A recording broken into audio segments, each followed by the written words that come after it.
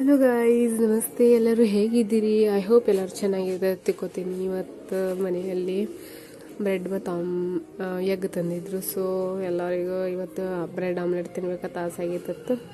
So ಅವ್ರು ತಂದಿಟ್ಟಿದ್ರು. ಅದ್ರ ಸಲುವಾಗಿ ನಾನು ಎಲ್ಲ ಜಲ್ದಿ ಚಾಪಿಂಗ್ ಮಾಡೀನಿ. ಬಟ್ ಚಾಪಿಂಗ್ ಮಾಡಿದ ವಿಡಿಯೋನು ನಾ ಮಾಡಿನ ತಿಳ್ಕೊಂಡೀನಿ, ಬಟ್ ಅದು ರೆಕಾರ್ಡ್ ಆಗಿಲ್ಲ. ಸೊ ಏನೇ ಮಿಸ್ಟೇಕ್ ಆಗಿದ್ರು ನೀವು ನೋಡ್ಕೊರಿ. ಸ್ವಲ್ಪ ಎಲ್ಲ ಮೊಟ್ಟೆನೆಲ್ಲ ಒಡೆದು ಎಲ್ಲ ಇದ್ರಾಗ ಮಿಕ್ಸ್ ಮಾಡ್ಕೊಂಬಿಟ್ಟೆ. ಮಿಕ್ಸ್ ಮಾಡಾದ್ಮೇಲೆ ಅದ್ರ ಸ್ವಲ್ಪ ಅರಿಶಿಣ ಮತ್ತು ಉಪ್ಪನ್ನು ಹಾಕಿ ಎಲ್ಲ ಮಿಕ್ಸಪ್ ಮಾಡ್ಕೊಳತ್ತೀನಿ.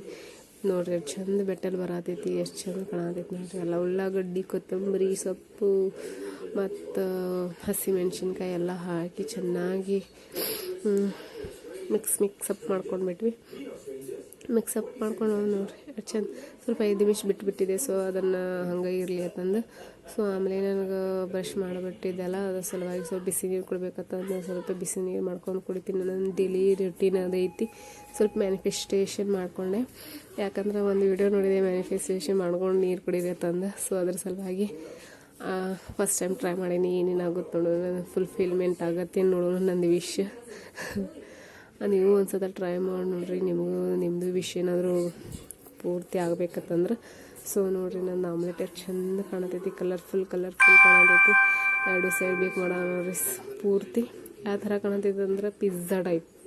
ಪಿಜ್ಜಾ ನಾನಂತರ ಮೊದಲು ನೋಡೋಣ, ನಾ ಪಿಜ್ಜಾ ಮಾಡಿದೆ ಅಂತ ತಿಳ್ಕೊಂಡ್ಬಿಟ್ಟಿದೆ. ಸೊ ಇಲ್ಲ, ಅದು ಆಮ್ಲೆಟ್ ಇತ್ತು. ಆಮ್ಲೆಟ್ ಐತಿ ಇನ್ನೂ ಎರಡು ಸೇಮ್ ಟು ಸೇಮ್ ಪಿಜ್ಜಾ ಥರನ ಕಾಣತ್ತವೆ 2. ಬಟ್ ಆಮೇಲೆ ಅವೆಲ್ಲ 2 ಬ್ಯಾಟಲ್ ಮಾಡಾದ್ಮೇಲೆ, ಯಾಕಂದ್ರೆ 3-4 ಮಂದಿ ಇದ್ವಲ್ಲ, 4-5 ಮಂದಿ ಇದ್ವಿ, 5-6 ಮಂದಿ ಇದ್ವಿ ಸಾರಿ. ಅವ್ರು ಎಲ್ಲರಿಗೂ ಸ್ವಲ್ಪ ಬ್ರೆಡ್ಡು ಸ್ವಲ್ಪ ಬಿಸಿ ಮಾಡ್ಕೊಂಬಿಟ್ಟೆ.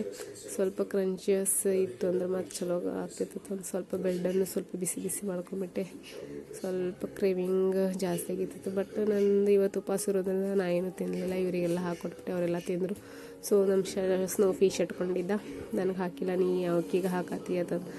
ಆಕಿ ಆಯ್ತು ಬಿಡು, ನೀ ತಿನ್ನಬೇಡ, ನಾ ತಿಂತೀನಿ ಅಂತ ತಿಂದ್ಬಿಟ್ಲು. ನೋಡ್ರಿ ಶಟ್ಕೊಳತಾನ ಪೂರ್ತಿ. ಮುಖ ನೋಡ್ರಿ ಅವನು, ಏನು ಮಾಡೋದು, ಅಷ್ಟೇ ನಂಗೆ ಪ್ರೀತಿಯನ್ನು ಮಾಡ್ತಾನೆ ಅವನು. ಅವನಂದ್ರೆ ನಂಗೆ ತುಂಬ ಇಷ್ಟ. ಯಾಕಂದ್ರೆ ಅವನು ನನಗೆ ಹೇಳಿದೆಲ್ಲ ಮಾತು ಕೇಳ್ತಾನೆ. ಎಲ್ಲ ಇದು ಮಾತಾಡಿ ಗುಡ್ ಬಾಯ್ ಅದಾನ. ಅವ್ರ ಮನೆಯೊಳಗೆ ಯಾರಿಗೂ ಬರೋಕ್ಕೆ ಕೊಡೋಂಗಿಲ್ಲ.